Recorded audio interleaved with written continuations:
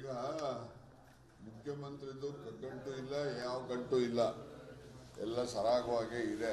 ನಾಳೆ ಪ್ರಮಾಣ ವಚನನೂ ಆಗ್ಬಹುದು ಅಂತ ನಿರೀಕ್ಷೆ ಮಾಡ್ತಾ ಇದ್ದೇವೆ. ನನಗೆ ವಿಶ್ವಾಸ ಇದೆ 100% ಸಿದ್ದರಾಮಯ್ಯನವರದ್ದು ಹೈಕಮಾಂಡ್ ಕೂಡ ಅವರ ಪರವಾಗಿ ಒಲವಿದೆ. ಆದರೆ ಅವರು ಏನಂದರೆ ಎಲ್ಲರೂ ಕರೆಸಿ ಒಂದು ಸಮಾಧಾನಕರವಾದಂತಹ ಘಟ್ಟ ತರಬೇಕು ಅಂತ ಅವ್ರದ್ದು ಪ್ರಯತ್ನ ಅಷ್ಟೇ.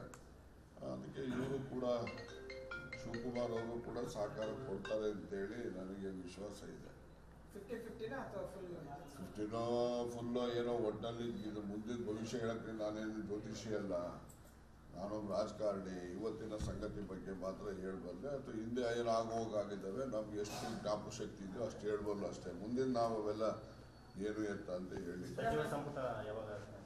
ಸಚಿವ ಸಂಪುಟ ಸ್ವಲ್ಪ ತಡ ಆಗ್ಬೋದು. ನಾಳೆ ಅವರೊಬ್ಬರೇ ಪ್ರಮಾಣ ವಚನ ತಗೊಳ್ಳುವಂಥವ್ರು. ಪ್ರಮಾಣ ವಚನ ತಗೊಳ್ತಾರೆ. ಮೊದಲನೇ ದಿವಸನೇ ಕ್ಯಾಬಿನೆಟ್ಗೆ ಬರ್ತಾರೆ. ನಾಳೆನೇ ಒಂದು ಆದೇಶ 10 kg ಎತ್ತಿದ್ದು ನಾಳೆನೇ ಮಾಡ್ತಾರೆ. ಮೊದಲನೇ ತೀರ್ಮಾನನೇ ಮಾಡ್ತಾರೆ. ನಾನು ಪ್ರಬಲ ಇನ್ನು ಆಗ್ಲೇಬೇಕು. ನಾನು ಯಾರು ಉಪಕಾರ ಕೊಡ್ತಾರೆ ಅದೆಲ್ಲ ಕೋಆಪರೇಷನ್ ಬಿಟ್ಟರೆ ಬೇರೆ ಕೇಳೋದಿಲ್ಲ. ಇವತ್ತು ಆಗ್ಲೇಬೇಕು. ಇವತ್ತು ನಾಳೆ 18th ನಾಳೆನೋ ನಾಡಿದ್ದು ಗುರುವಾರ 18th. ಬಿಜೆಪಿ ಸೋಲಕ್ಕೆ ಪ್ರಮುಖ ಕಾರಣ 40%.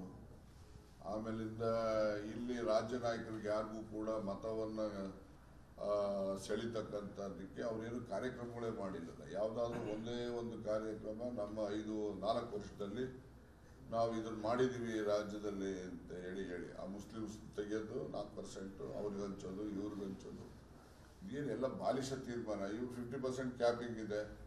ಎನ್ಹಾನ್ಸ್ಮೆಂಟ್ ಮಾಡಲಿ ರಿಸರ್ವೇಷನ್ ಪರ್ಸೆಂಟೇಜನ್ನು ಕೊಡಲಿ, ಅವ್ರಿಗೆ 2 4 ಕೊಡಲಿ, ಯಾರು ಬೇಡ ಅಂತಾರೆ. ಪಾಪ ಇವರು ಅಲ್ಪಸಂಖ್ಯಾತರಿಗೆ ಇವರು ಬಿಟ್ಬಿಟ್ಟು ದೇಶ ಕಟ್ಟಕ್ಕಾಗ್ತದ? ಸಬ್ಕಾ ಸಾಥ್ ಸಬ್ಕಾ ವಿಕಾಸ್ ಅಂತ ಭಾಷಣ ಹೊಡಿತಾರಲ್ಲ ಇವರೆಲ್ಲ. ಎಲ್ಲಿದೆ? ಅವ್ರು 14% ಪಾಪ್ಯುಲೇಷನ್ ಇದ್ದಾರೆ. ಅವ್ರನ್ನ ಬಿಟ್ಟು ದೇಶ ಕಟ್ಟಕ್ಕಾಗ್ತದ? ಅವರು ನಾವು ಎಲ್ಲ ಸೇರಿ ದೇಶ ಕಟ್ಟೋರು. ಇವರು ದೇಶ ಕಟ್ತೀವಿ ಅಂತ ಅಂದ್ರೆ ಇವ್ರಿಗೊಂದು ಸೀಟ್ ಕೊಡಲ್ಲ ಮುಸಲ್ಮಾನರಿಗೆ ಇವ್ರ ಪಾರ್ಟಿನಲ್ಲಿ. ಮತ್ತೆ ಹೆಂಗಾಗ್ತದೆ? ಇವರು ಸಬ್ಕಾ ಸಾಥ್ ಸಬ್ ಎಲ್ಲ ಆಗ್ತದೆ? ಸಬ್ ಆಗೋದೇ ಇಲ್ವಲ್ಲ. ಅದರಿಂದ ಹೇಳೋದೊಂದು ಮಾಡೋದೊಂದು ಮಾಡ್ತಾರೆ. ಜನಗಳಿಗೆ ಅದರಿಂದ ಬೇಸನೂ ಆಗಿದೆ. 40% ಕಮಿಷನ್ ಅಲ್ಲ. ನಿಮ್ಮ ಮಕ್ಳಿಗೆ ಸ್ಕಾಲರ್ಶಿಪ್ ಕೊಟ್ಟಿದ್ದಿಲ್ಲ, ವಿದ್ಯಾಭ್ಯಾಸ ಮಾಡೋ ಮಕ್ಕಳಿಗೆ. ಮತ್ತೆ ಅವರಿಗೆ ಸೈಕಲ್ ಕೊಡಲಿಲ್ಲ, ಸ್ಕಾಲರ್ಶಿಪ್ ಕೊಡಲಿಲ್ಲ, ಯೂನಿಫಾರ್ಮ್ ಕೊಡಲಿಲ್ಲ, ಶೂ ಕೊಡಲಿಲ್ಲ, ಪುಸ್ತಕ ಕೊಡಲಿಲ್ಲ. ಮತ್ತೆ ಏನು ಮಾಡೋದು? ಇವರು ಅವಿದ್ಯಾವಂತನ ಮಾಡಿ ಅವನ್ನೆಲ್ಲ ಇವರು ಮತ್ತೆ ಸ್ವಾರ್ಥಕ್ಕೆ ದುರುಪಯೋಗ ಮಾಡ್ಕೊಳ್ಳೋ ಅಂತ ಸಮಾಜ ಸೃಷ್ಟಿ ಮಾಡಲಿಕ್ಕೆ ಅವರು ಪ್ರಯತ್ನ ಮಾಡೋದು. ವಿದ್ಯಾವಂತರಾದರೆ ಅವರು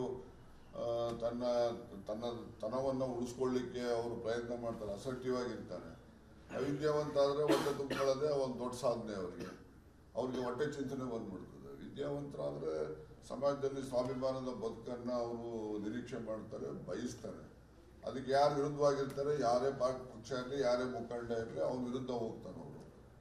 ಅದೆಲ್ಲ ಆಗಬಾರ್ದಲ್ಲ. ಇವರೆಲ್ಲ ಬಂಚ್ ಆಫ್ ಥಾಟ್ಸ್ ಪುಸ್ತಕ ಗೋಲ್ವಾಲ್ಕರ್ ಇದೆಯಲ್ಲ, ಅದು ಥಿಯರಿ ಪಾಸ್ ಆಗೋ ಪ್ರಕಾರ ನಡೆಯೋರು ಇವರು.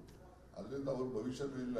ಏನೋ ಯಾವುದೋ ಇದರಲ್ಲಿ ಇವರು ಅಧಿಕಾರಕ್ಕೆ ಬಂದ್ಬಿಟ್ಟು ಈಗೆಲ್ಲ ಸಂಸ್ಥೆಗಳು ಇಡಿ ಪಾಡಿ ಎಲ್ಲ ತೋರಿಸ್ಕೊಂಡು ಇವರೆಲ್ಲ ಈಗ ಇಲ್ಲಿ ಯಾರು ನಮ್ಮ DG ಇದ್ರಲ್ಲಪ್ಪ, ಪ್ರವೀಣ್ ಸೂದ್ಗೆ ಶಿವಕುಮಾರ್ ಬೈದಿದ್ರು.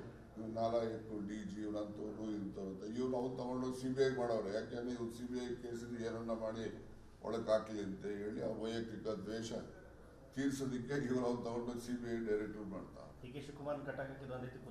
ಕಟ್ಟಕ್ಕಲ್ರಿ. ಅವ್ರು ಪ್ರವೀಣ್ ಸೂದ್ ಇಲ್ಲಿದ್ದಾಗ DK ಶಿವಕುಮಾರ್ ಅವ್ರ ಬಗ್ಗೆ ಬಹಳ ಗುರುತರವಾದ ಆರೋಪಗಳು ಮಾಡಿದ್ರು. ಗುರುತರವಾದ ಆರೋಪ ಮಾಡಿ 1 ವರ್ಷಕ್ಕೆ ರಿಟೈರ್ ಆಗ್ತಾ ಇದ್ದ ಅಂತ. ಈಗ ಅಲ್ಲಿ ಡೈರೆಕ್ಟರ್ ಮಾಡಿದ್ರೆ 25ನೇ ತಾರೀಕಿನಿಂದ 2 ವರ್ಷ ಅವ್ರಿಗೆ ಓದಿರ್ತಾರೆ. 2 ವರ್ಷದಲ್ಲಿ ಅವರು ವಿಂಡಿಕ್ಟಿವ್ ಆಗಿ ದ್ವೇಷ ಸಾಧನೆ ಮಾಡಲಿಕ್ಕೋಸ್ಕರನೇ ಶಿವಕುಮಾರ್ ಮೇಲೆ ದ್ವೇಷ ಸಾಧಿಸಕ್ಕೇನೆ ಅವ್ರು ಡೈರೆಕ್ಟರ್ ಮಾಡಿರೋದು ಬಿಜೆಪಿನವರು. ಈ ರೀತಿ ಎಲ್ಲ ಸಣ್ಣ ಥರದಲ್ಲಿ ಇವರು ಮಾಡೋದಕ್ಕೆ, ರಾಜಕಾರಣ ಮಾಡೋದಕ್ಕೆ ಎದುರಿಸೋದು, ಬ್ಲ್ಯಾಕ್ ಮೇಲ್ ಎಲ್ಲ ಇನ್ನೇನಿದ್ದು ಎದುರಿಸೋದು ಎಲ್ಲರೂ. ನೋಡಿ ಸುದು ತಂದಿದ್ದೀವಿ, ನಿನ್ನ ಕೇಸ್ CBI ಮುಂದೆ ಐತೆ, ನೀನು ಒಳಕಾಗ್ತೀವಿ ಅಂತ ಒಂದು ಎಚ್ಚರಿಕೆ ಸಂದೇಶ ಯಾರ್ದು ಬಿಜೆಪಿ ನೋಡಿದ್ರು ಶಿವಕುಮಾರ್ಗೆ, ಕಾಂಗ್ರೆಸ್ ಪಕ್ಷಕ್ಕೆ ಕೊಡ್ಲಿಕ್ಕೆ ಹೊರಟಿರ್ತಕ್ಕಂಥ. ಬೆಂಗಳೂರು ಅಥವಾ ದಾವಣಗೆರೆ ಮಧ್ಯ ಕರ್ನಾಟಕದಲ್ಲಿ ಬೆಂಗಳೂರು ನೀವು ಮಧ್ಯ ಕರ್ನಾಟಕ ದಾವಣಗೆರೆ ಎಲ್ಲ ಹಿಂದಿನ ಪ್ರೆಸಿಡೆಂಟ್ ಇದೆಯೇನಪ್ಪ. ಅಲ್ಲ, ಅಲ್ಲಿ ಸಿದ್ದರಾಮೋತ್ಸವ ಮಾಡಿದೀವಿ 75 ವರ್ಷದ್ದು. ಬೇಕಾದ್ರೆ ಅವರಿಗೆ ಮತದಾರರಿಗೆ ಅಭಿನಂದನೆ ಅಂತ ಇನ್ನೊಂದು ಕಾರ್ಯಕ್ರಮ ಬೇಕಾದ್ರೆ ಮಾಡೋಣ ಸಿದ್ದರಾಮಯ್ಯನ ಪರವಾಗಿ. ಅಲ್ಲ ಪ್ರಮಾಣ ವಚನ ಬೆಂಗಳೂರು 100ಕ್ಕೆ 1,000 times, not 100 times, 1000 times. Madhugiri ಜಿಲ್ಲೆ ಆಗುತ್ತಾ ಇಲ್ಲ, ಮಾಡೋ ಪ್ರಯತ್ನ ಮಾಡ್ತೀನಿ ಅಂತ ಹೇಳಿ ಮಾಡಿಸ್ತೀನಿ ಅಂತ ವಿಶ್ವಾಸ ಇದೆ. ಯಾಕೆ ಅನುಮಾನನ ಮಾಡೇ ಮಾಡ್ತೀನಿ. ನಾನೇನು ಹೇಳ್ತೀನಿ ಹೇಳ್ದಂತೆ ನಡೆಯೋ ನಾನು. ತುಮಕೂರು ಜಿಲ್ಲೆಗೆ ಮತ್ತೆ ಏನು ಮಂತ್ರಿ ಸ್ಥಾನಗಳು ಬೇರೆ ಸಿಗುವಂತ ಸಾಧ್ಯತೆ ಸಿಗ್ತದೆ. ಯಾರು ಕೊಟ್ಟರು ನನಗೆ ಸಮಾಧಾನ, ನನಗೇನು ಯಾರು ಕೊಟ್ಟರು ಅಸಮಾಧಾನ ಇಲ್ಲ. ನನಗಂತೂ ಕೊಡಲೇಬೇಕು. ನನಗೆ ಕೊಡಲಿಲ್ಲ ಅಂದರೆ ಅಸಮಾಧಾನ ಅಷ್ಟೇ. ಸರ್, ಮೋದಿ ಮೇಲೆ ಕರ್ನಾಟಕದಲ್ಲಿ ವರ್ಕೌಟ್ ಆಗಲಿಲ್ವಾ? ಮೋದಿದು ಇಲ್ಲಿ ಅಲ್ಲ ರೀ, ಗುಜರಾತಿಗಳು ಎಲ್ಲ ಸಿಮೆಂಟು ಕಬ್ಬಣ ಎಲ್ಲ ಮನೋಪಲಿ ಮಾಡ್ಕೊಂಡು ಏನು ರೇಟ್ ಇದೆ ರೀ. ಇದು ಎಲ್ಲ ಗುಜರಾತಿಗಳದೇ. ಇದು ಗುಜರಾತಿಗಳು ಈ ರೀತಿ ಜನನ ಶೋಷಣೆ ಮಾಡ್ತಕ್ಕಂಥದ್ದು, ಸಾವಿರಾರು ಕೋಟಿ ಹೊತ್ಕೊಂಡು ದೇಶ ಬಿಟ್ಟು ಹೋಗವ್ರೆ. ಎಲ್ಲ ಗುಜರಾತಿಗಳೇ ಹೋಗಿರೋದು ಎಲ್ಲರೂ, ಎಕ್ಸೆಪ್ಟ್ ಅವನು ಇವನೊಬ್ಬನ ಬಿಟ್ಟರೆ, ಲಲಿತ್ ಮೋದಿ ಒಬ್ಬನ ಬಿಟ್ಟರೆ ಇದೆಲ್ಲ ಗುಜರಾತಿಗಳೇ ಹೊತ್ಕೊಂಡು ಹೋಗಿರೋ ದುಡ್ಡು. ನೀರವ್ ಮೋದಿ, ಚೋಕ್ಷಿ ಎಂತನೋ ಅವನು ಎಲ್ಲ ಇವರೇ. ರೈತರು ಸಾಲ ಮನ್ನಾ ಮಾಡಪ್ಪ ಅಂತ ಅಂದ್ರೆ ದೇಶ ಹಾಳಾಗಿ ಹೋಗ್ತದೆ, ಆರ್ಥಿಕವಾಗಿ ಹಿನ್ನಡೆ ಆಗ್ಬಿಡೋದು ಭಾಷಣ ಹೊಡಿತಾನೆ. ಕಾರ್ಪೊರೇಟ್ ಹೌಸಸ್ಗೆ ಸುಮಾರು ಹೆಚ್ಚು ಕಡಿಮೆ 12 ಲಕ್ಷ ಕೋಟಿ ಸಾಲ ವಜಾ ಮಾಡಿದ್ದಾರೆ.